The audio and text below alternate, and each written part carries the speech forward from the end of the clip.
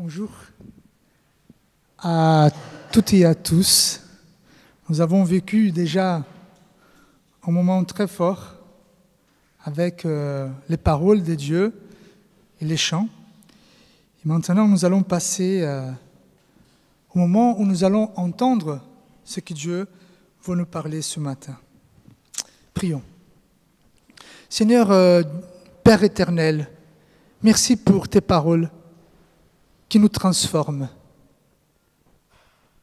qu'on puisse comprendre ce que tu veux nous parler ce matin. Nous te prions au nom de Jésus. Amen. Il y a une expression d'où je viens que dit « J'étais heureux et je ne savais pas ». Cette expression traduit le sentiment de regret de quelqu'un qui n'a pas pris conscience d'un moment heureux de sa vie. Pourquoi ? Parce que cette personne était concentrée sur les problèmes, les difficultés de la vie. Et pour ça, ils n'ont pas pu se rendre compte des bonnes choses qui s'est passées. Je pense aux étudiants. Au moment donné de la vie, ils n'ont pas assez d'argent, ils ont beaucoup de travail à faire, ils sont loin de leur maison. Par contre, c'est un moment d'épanouissement, d'apprentissage, de connaissances. Même les mariés qui ont trouvé leur amoureux et qui maintenant habitent ensemble, mais qui peut donner l'accent sur la manque de liberté, les responsabilités. Hélas, il est plus simple d'être saisi par les soucis de la vie que par le plaisir. Dans le texte d'aujourd'hui, Paul veut nous rappeler que nous sommes indéniablement bénis par Dieu, afin que nous ne disions pas « j'étais béni et je ne savais pas ».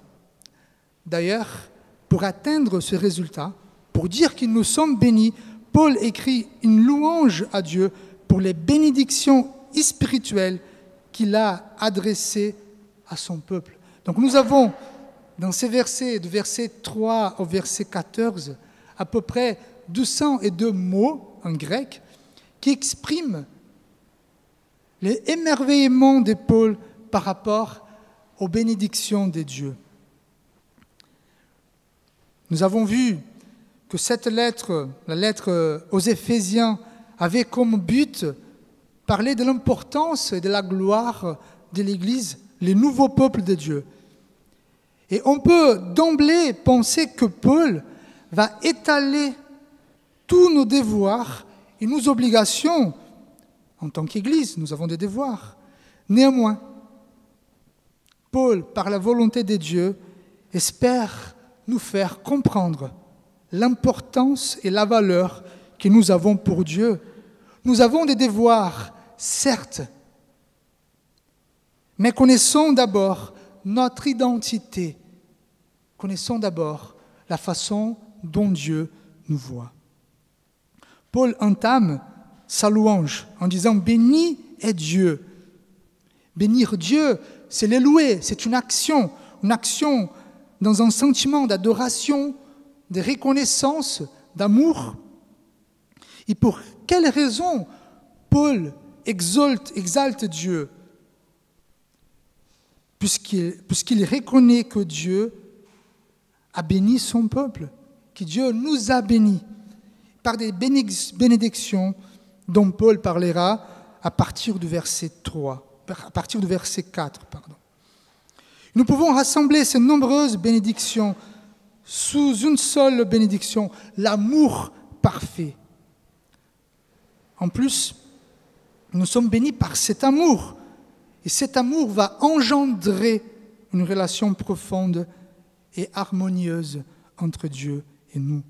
Donc Paul, il bénit Dieu parce que Dieu nous donne des bénédictions pour créer en nous, pour engendrer une relation avec lui. Je vous propose alors de voir 3 caractéristiques de cette relation que nous avons avec Dieu. Une relation affectueuse, une relation paisible et une relation solide. D'abord, Dieu dit que nous sommes bénis parce que nous sommes élus, prédestinés, adopté. Voilà ces termes théologiques. Et bien évidemment, ces points sera plus long parce que c'est des mots très difficiles. Et par ces bénédictions, Dieu nous propose une relation pleine d'affection où on trouve l'amour, l'estime, l'amitié. Le texte commence avec ces mots qui entraînent des débats polémiques dans nos églises. Élection, prédestination. Bon, l'élection, c'est quoi en fait? Pour Paul, c'est la base de toutes les bénédictions. Ça veut dire que Dieu a élu, avant la fondation du monde, les personnes pour aimer à Dieu, avant même la création, décrite en Genèse 1. Il parle aussi de la prédestination, que ça veut dire déterminer préalablement, décider à l'avance. Le texte dit que Dieu a décidé, a déterminé préalablement ceux qui deviendraient ses enfants. Peut-être en lisant ce texte, vous attendez un éclaircissement sur les thèmes, et c'est une bonne chose, mais cette discussion à sa place, bien évidemment, mais à sa place davantage dans une étude biblique, théologique, où nous avons le temps pour en parler, vu l'ampleur du sujet. En plus, je pense que l'intention de Paul, lors de l'écriture, n'est pas engagée en débat dans l'église d'Éphèse. Par contre, il veut encourager les chrétiens d'Éphèse à avoir une relation profonde avec Dieu. Vous voyez, à Éphèse, c'était une ville assez idolâtre. Il y avait beaucoup de dieux. Les autres dieux disaient « j'ai choisi telle ou telle personne ». Alors, pour les Éphésiens, et notre Dieu, est-ce qu'il nous a choisis?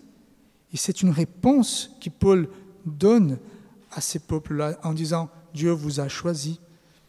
Ensuite, depuis toujours, le salut est une initiative de Dieu motivé par son amour. On voit ça dans l'Ancien Testament. Dieu qui a choisi Abraham, Dieu qui a choisi Israël.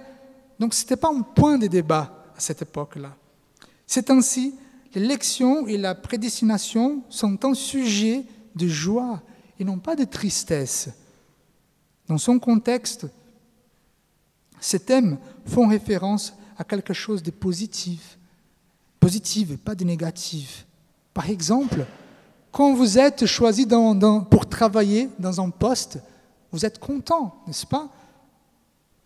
Si un sportiste est choisi pour représenter sa ville, son pays, il est content. Comme dit un pasteur, malheureusement, ces questions difficiles sont souvent débattues au lieu d'être célébrées. Et pourquoi devrions-nous célébrer l'élection et la prédestination? Et pour répondre à cette question, je vous donne un exemple. Mon mariage. Je me rappelle, du jour de mon mariage, j'attendais Stéphanie, mon épouse. Elle arrive à la porte de l'église, si belle, avec une robe blanche. J'étais content. Je voyais mon épouse si belle. Après, ce n'était pas que la beauté, je la connaissais. Une fille merveilleuse. Donc, j'étais dans la joie immense.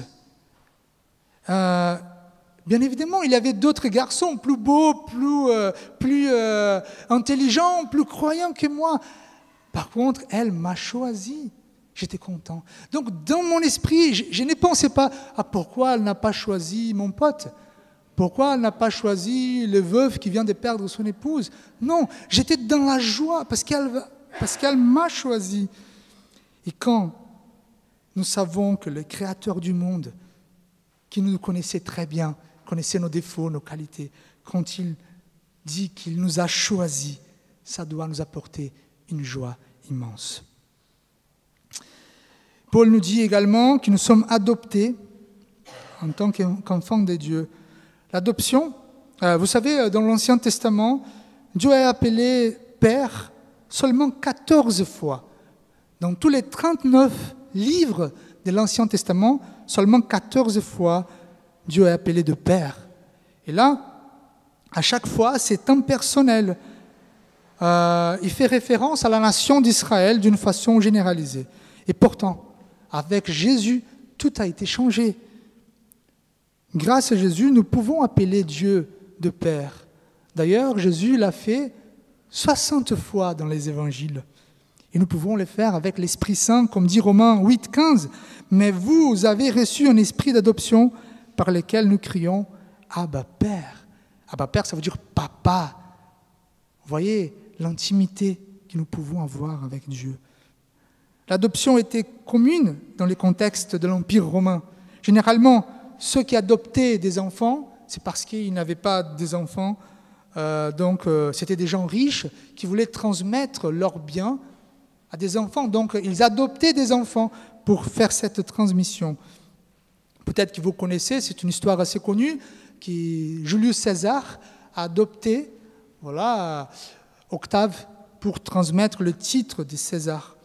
Donc, c'était courant à l'époque. Par contre, pour être adopté, il fallait être généralement un garçon, non seulement compétent et promoteur, mais être bien aimé. Ce n'est pas facile. Et cela étonnait les Éphésiens, car ils savaient très bien que pour être adoptés, dans leur contexte, il fallait être prometteur. En revanche, les Éphésiens étaient connus par leur idolâtrie, leur avidité, leur prostitution, leurs mœurs légères. Puis à l'opposé de ce qui est commun, Dieu les a choisis comme ils étaient pour devenir enfants de Dieu. Cela doit nous étonner autant du fait que nous ne sommes pas parfaits et loin d'être prometteurs quand le sujet, c'est l'obéissance à Dieu. Nous ne méritions absolument pas devenir enfants de Dieu. Et pourtant, Dieu nous a choisis et nous a adoptés. Par ces grands mots théologiques, élection, prédestination, adoption, Dieu souhaite nous faire comprendre que ces bénédictions ont comme but nourrir une relation affectueuse avec lui. Pourquoi ? Parce que Dieu nous connaît. Il te connaît comme personne d'autre.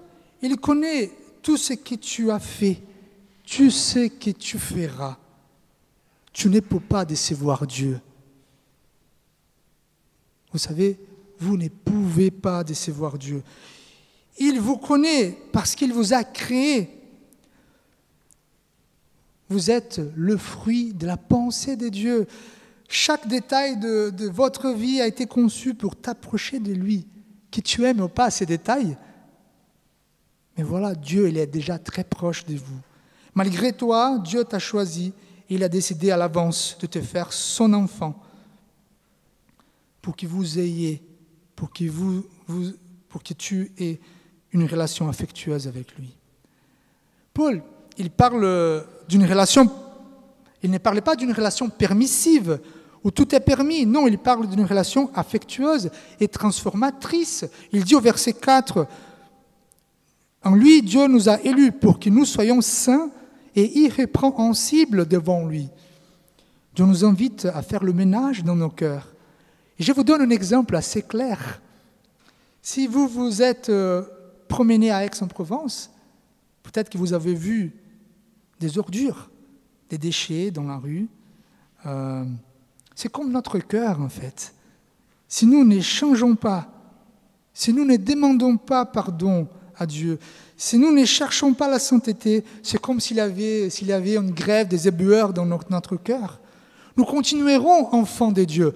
Aix-en-Provence continuera Aix-en-Provence, mais avec des choses par terre, avec des ordures, des choses qui puent, qui sont moches, désagréables. Cette relation affectueuse avec Dieu nous invite également à la sainteté.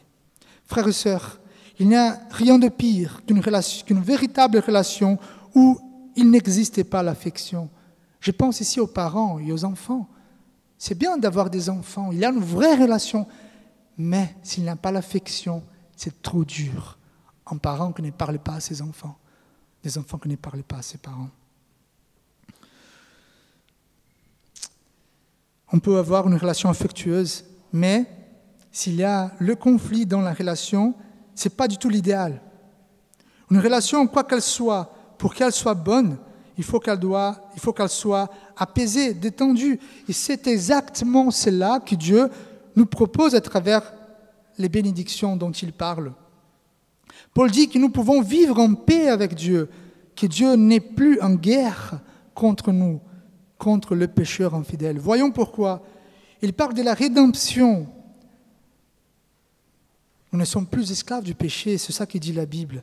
Et la rédemption, dans la littérature classique, parle de libérer un captif par un paiement. Donc Dieu nous a libérés de l'esclavage par un paiement. C'était quoi le paiement de Dieu? Comment Dieu nous a libérés de l'esclavage? Quel était le prix? Le sang de Christ, que nous allons bientôt célébrer. Enfin, la fin de l'esclavage, fin de l'inimitié avec Dieu, et donc nous sommes libérés. Dieu nous a fait agréables. Aujourd'hui, nous sommes en paix avec Dieu, amis de Dieu et enfants de Dieu. Il parle aussi de la rémission. La mort de Jésus sur la croix, non seulement nous a libérés de l'esclavage, mais il a payé toute notre dette. Il y a une punition pour chaque péché. On voit ça dans l'Ancien Testament. Chaque péché, il y a une punition précise. Donc, Christ a tout payé. Cela n'a pas été un bon marché. Pourquoi? Parce que par sa passion, par sa souffrance, par ses meurtrissures, Jésus-Christ a payé notre dette. En Christ, nous sommes entièrement, complètement et éternellement pardonnés. Nous venons de voir des bénédictions de la part de Dieu qui montrent que Dieu souhaite une relation avec nous, une relation affectueuse, mais pas que, une relation apaisée et détendue. Pourquoi? Parce qu'il a tout déjà fait. Il a déjà tout fait. Je vous raconte un exemple. Bon, quand j'étais adolescent, c'est pas une adolescence facile. Moi, j'ai fait un tatouage caché de mes parents. Donc, j'ai dû en parler à mon père, qui n'a pas bien aimé. Donc, je suis allé, il m'a dit, Fabio, il faut que tu parles à ta mère. J'ai dit, d'accord. J'ai dit, maman, j'ai fait un tatouage. Elle m'a dit, ok. Après ça, 2 mois sans parler à moi. Donc, il y avait une relation, ma mère continuait à faire mon petit-déj, elle préparait les choses, mais il y avait la guerre entre nous. On ne se parlait pas, j'avais peur, elle avait peur, on n'osait pas se parler. Mais avec Dieu, il n'y a plus la guerre. Frères et sœurs, n'aie pas peur de Dieu, tout est bien, vous êtes en Christ. S'il n'y a pas une relation entre vous et Dieu, ce n'est pas à cause de Dieu, parce que tout est pardonné, tout est bien. Super, une relation affectueuse, une relation apaisée, mais pour combien de temps? C'est vrai que toutes nos relations, les relations de nos rêves, il faut que ça soit à jamais, que cela dure à toujours. Et voilà une autre bénédiction issue d'un amour parfait que Dieu nous adresse, une relation solide. Dans ce dernier point, Dieu nous dit que nous avons reçu des bénédictions qui nous permettent d'avoir une relation solide, c'est-à-dire qui est durable, stable et de longue durée. Et pour ces motifs, Dieu nous donne des raisons pour y croire. Nous sommes un héritage. D'abord, nous sommes informés que nous devenons partie des biens de Dieu. En français, le texte dit « nous sommes devenus héritiers ». Mais en grec, la meilleure traduction serait « nous sommes devenus héritage », c'est-à-dire son peuple est devenu une portion de la possession de Dieu. Cette vision est d'accord avec l'Ancien Testament. Par exemple, en Deutéronome 9, 26, nous dit « J'ai prié l'Éternel et je dis, Seigneur éternel, ne détruis pas ton peuple, ton héritage que tu as racheté dans ta grandeur. » Donc, nous sommes des héritiers, certes, mais le texte dit que nous sommes partie de la possession des dieux. Chers amis, vous savez pourquoi cette relation va durer? parce que vous faites partie du trésor de Dieu, des possessions de Dieu. Vous êtes une portion de l'héritage, cet héritage qui a été promis à Christ. C'est-à-dire, Dieu ne va jamais vous abandonner. En plus, Dieu dit que nous étions scellés du Saint-Esprit. Et là, cette action de sceller, ça veut dire quoi ? Ça voulait indiquer la sécurité de quelque chose. Ça veut dire que ça donnait le certificat d'authenticité. Et ça vous indiquait également l'origine de quelque chose. Et ça veut pour nous. Nous étions scellés pour indiquer que nous sommes possession de Dieu. Nous sommes scellés du Saint-Esprit.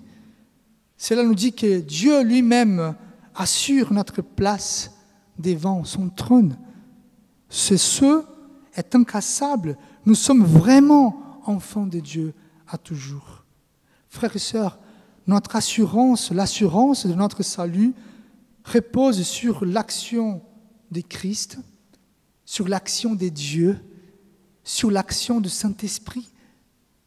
Cette relation est assurée par la Trinité divine. Notre assurance repose sur des actions qui vont au-delà du temps. On parle de l'éternité, du passé, du présent et du futur. J'espère que ces paroles de Paul réconfortent le cœur de tous ceux et celles qui doutent encore de leur appartenance à Dieu. L'amour parfait de Dieu nous offre cette relation solide avec Dieu.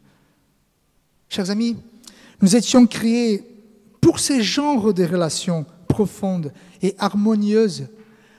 L'un des plus grandes erreurs de nos vies, c'est parce que nous cherchons cette relation chez les autres. Nous cherchons cette relation affectueuse, apaisée et solide avec ceux que nous aimons, avec nos parents, nos amis. Il n'y a que Dieu qui peut nous la donner. Et c'est même injuste de demander ce genre de relation aux autres. Cette relation est très claire dans la vie de Jésus. Il a donné une forme à cette relation quand il est venu. Jésus a offert son affection, sa paix et sa présence à toujours. Et nous, comme imitateurs de Christ, et avons en lui la source d'amour, procurons à nos prochains l'affection, la paix et la solidité. Procurons à nos prochains, à nos relations, cela. Et pour conclure, je vous invite à regarder toutes les bénédictions données par Dieu, bénédictions qui résument l'amour de Dieu, qui est incomparable. Vous êtes bénis, et maintenant, vous le savez. Et face à ces bénédictions, louons notre Dieu, comme nous dit tout le texte que nous avons examiné ce matin. On regarde au verset 6, à la louange de la gloire de sa grâce. Au verset 12, afin que nous servions à la louange de sa gloire. Au verset 14, à la louange de sa gloire. Donc Dieu nous bénit, Dieu nous donne cette relation afin que nous louons notre Dieu. Je me rappelle de chant qui dit « Je suis né pour te louer, je suis né pour glorifier ton nom ». Je vous invite à la prière. Seigneur, merci pour ces bénédictions. Merci Seigneur parce que tu nous offres cette relation qui a comme base ton amour parfait. Aide-nous Seigneur à avoir l'assurance dans cet amour. Aide-nous Seigneur à chercher cette relation. Nous te prions au nom de Jésus. Amen.